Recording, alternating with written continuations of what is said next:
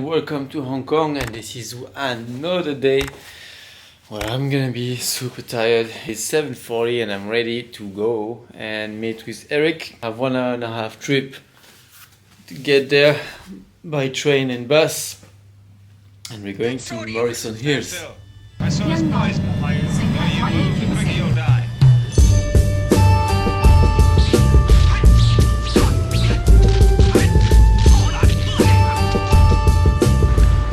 Yeah, my friend Fred is coming. Yes! Yeah, he's French. So Oh, nice. French gang. Yeah. You speak French? No. No, we actually don't come here very often. Yeah. If anybody's visiting, like, this is the spot. I think it was initially intended to be a skate park, but it doesn't really look like a skate park. It looks more like a spot. Yeah, so I'm Erik, originally from the US, but have lived in Hong Kong for the past 2 years, working in the architecture and design field. Today, yeah, we're able to get out and skate, so welcome to Hong Kong. So I learned Chinese when I was younger. I think I was about 13. Started learning Mandarin in high school. And then, so I moved to Shanghai after graduating uni. Originally studied urban planning and Chinese, and wanted to move to Shanghai because of the skate scene. I had some friends there, wanted to get better at Chinese.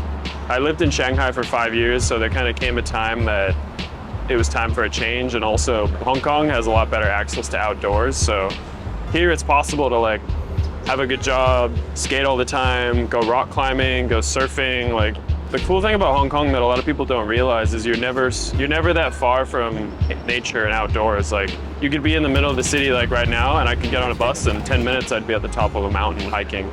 Nice. For rock climbing, there's a lot of really world-class outdoor rock climbing here, because Hong Kong is actually, about 80% of Hong Kong is actually country parks, and most of that is mountains. So for rock climbing, there's really tons of great cliffs and boulders. And there's a really nice climbing community, and they have routes bolted everywhere. The closest outdoor crag to my house is probably 30 minutes door to door. Welcome to my climbing channel, guys. Yeah. So this is Morrison Hill. This is definitely the most iconic spot in Hong Kong.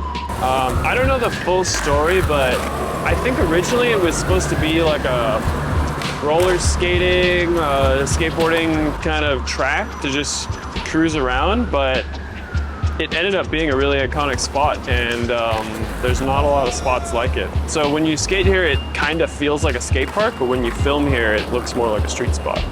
It's pretty crusty. Yeah. Especially for me, because I lived in Shanghai before, and Shanghai is just the land of like plazas and perfect ledges. Everything's flat. The difference with Hong Kong is that Hong Kong is a lot more dense. There's not a lot of space. Everything is a bit older too, and it rains a lot, and there's a lot of hills, so the streets are super grippy. Like, you'll never be able to bomb hills that much here. You'll never be able to power slide or cruise on the streets. There's also a lot of traffic. There are some really good plazas, but they're kind of far away, so we don't skate street as much here. However, there are really good skate parks. Hey, hi, I'm Fred. So I'm French. I'm originally from a small town in the French Alps called Annecy. So I was born and raised there, and I've been living in Hong Kong for 3 years, actually 4, on and off. I have like a sort of a special connection with Hong Kong, because like I grew up speaking Cantonese with my family in France, because like there are Chinese from Vietnam, Cambodia, and also have relatives here in Hong Kong. So I spent a few summers here in Hong Kong when I was younger, and I always, you know, kind of like that city, and always thought to myself that'd be a cool city to come, you know, work and live. There's a huge French community. I think, I believe like the French community is even larger than the British one. So they opened up like the working holiday visa, like I think about 10 years ago, and ever since there's been like just a continuous inflow of French people. A lot of people come here on a contract of 1 or 2 years, and next thing you know, they just ended up staying for like 5, 6, up to 7 years, which is when you get your permanent residency. I think definitely back in the days, skaters would feel like sort of an outcast because like, like skaters have that image of like just hanging on the street. But I think the image very much changed since the skateboarding is in the Olympics, That really shifted the image towards like from people's perception, especially from the parents, And now also, I think skateboarding has become a lot more organized and structured. Accepted and seen as a sport and a way of just develop yourself. Yeah, exactly. The way people learn stuff in Hong Kong is very academic. So for anything you learn, you kind of need like a tutor, and actually skate tutoring in Hong Kong is a huge market. Like most like pro skaters in Hong Kong do like skate tutoring and can sort of make a living of it, Do you get a few tricks? Shall we start filming right here? Welcome to Morrison Hills. Yeah, I mean, got a few tricks on the bump earlier. Morrison Hill is definitely like one of the most OG spots in Hong Kong. I think I first saw it like in some old cliche videos. Welcome to Hong Kong.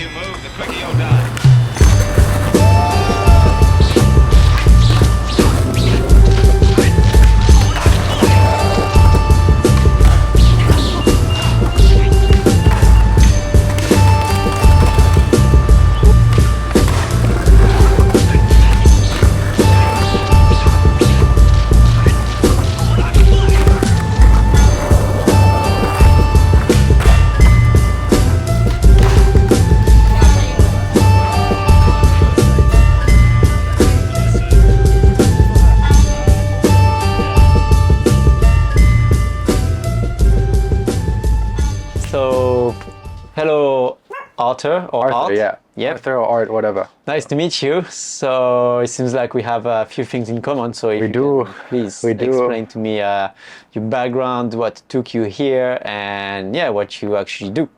I worked 7 years as a flight attendant, and same as you like coming to the other city or another country, and then you shoot your videos, and that's your passion. And I had my creative outlet where it's like, I like creating, I like making graphics, I like printing, learning. So the brand Victoria, it's actually a passion project at first. So every time I have a layover in Hong Kong, I would just go to my studio with my homies and I would print, give stuff away, make some boards. Makes it easy because I can like bring boards that are made in the US or made like blank t-shirts made in the US. I would just like ship it over on my work, and then I'll taxi over to the studio and I'll print it. You know what I mean? So that was the fun, kind of more raw days. And about, I would say 5-6 years ago, I quit and moved back to Hong Kong, and then decided to do the brand full on, and registered the company, put like a little crew, like let's say so-called skate team or something together. Started doing more cut and sew pieces, getting into more fashion stuff because I'm really into that as well. That's how the brand officially started, which is like 2018, 19. During flying, I think it was fun, how it is, like the first like year or two, you're kind of just excited to be able to travel like that and have that lifestyle and have all these days in between. Like you don't really work that much, especially for me. Like if you really count the working days, I literally work like 6 days, maybe 7 days a month. The downside is like the jet lag. And after a while of like, landing, hanging out with the crew, or like going skating whenever I land, it's like, okay, how it started was basically just, knowing, being in Hong Kong half my time basically, and me being Cantonese as well, and always wanted to come back to Hong Kong, and like just the references, just like a lot of things that are missing in Hong Kong. The energy is great. It's like the skate scene is really small. It's a good and bad thing. Good thing is like everyone knows each other and everyone's close, everyone's supportive. Obviously there's like beefs too, but it's a lot smaller than, let's say, from the States where I'm from, course, right? yeah. So I just noticed Hong Kong doesn't really have these kind of projects, just like little homies that are screen printing stuff and giving things away, or using references that are outside of Bruce Lee and like the Peak, or like something that's more obvious. You know what I'm saying? Yeah. Like, Is it how you came up with the name, by the way? yeah, that's kind of how we came up with the name. I don't want to be too obvious. People that know the relation from this name Victoria to the city of Hong Kong will get it. If you get it, you do. If you don't, just a name, and it still sounds quite alright to me. I guess I'm not just trying to use Hong Kong as a reference. I grew up in the States, so it's like the brand is what's it called? It's a mirror of myself. So I don't want to secure myself as just like, oh, I'm only going to use Hong Kong references. I'm going to use other references too. Just stuff that I'm into. You use who you are and yeah, exactly. Where and you came from, basically. Yeah, so I feel like that's a good name as a foundation, where it's like, you know, Hong Kong used to be called Victoria City before it's called that. And you'll notice this name is kind of everywhere. There's like a park named after it. There's a peak. There's a harbor. As a skater coming to Hong Kong, you'll probably notice like, wow, realizing how small of a city this place is and how condensed it is. We have a ton of skate parks, like a shit ton of skate parks, like a ton, which is great, you know, especially for you like layover, you want to come here and skate parks. Skating street-wise, I would say it's a lot harder than a lot of people would think when the sidewalk is only so big, right? Yep. You really have to dig into it to find the spot that you want to skate, or you kind of have to barge it. Like let's say if you go to city center like Central, Causeway Bay, you might be able to skate it on the weekends or like nighttime, but I would say majority of the spots you have like max 5-10 minutes, maybe even less. And you really have to go for it. If you want, like you're really trying to film something or just skate, expect the spots to be a lot more rough. Like if you watch some of the videos and then you go to those spots, you'd be like, oh damn, like, okay, that's a pretty rough bank. Wait, hold on, the runway is fucked. But that's the beauty of it too. We see a lot of cool like little alleyways, and then you go up this hill up in Central or up in Sheungwan up over here. There's a lot of nitty-gritty spots if you like have the time to look at things. And maybe when you turn a corner in this quiet neighborhood, there's a spot, but then there's also like, that's just like a local restaurant or something. Have some food, try to go skate. Like it's kind of cool, you know what I mean? Like that's the fun part of it. Creative. You gotta be really creative, I think. Come to Hong Kong. Come check out the city. It's fun. So yeah, so that's how everything kept on rolling, right? Like from the apartment, and then open a shop.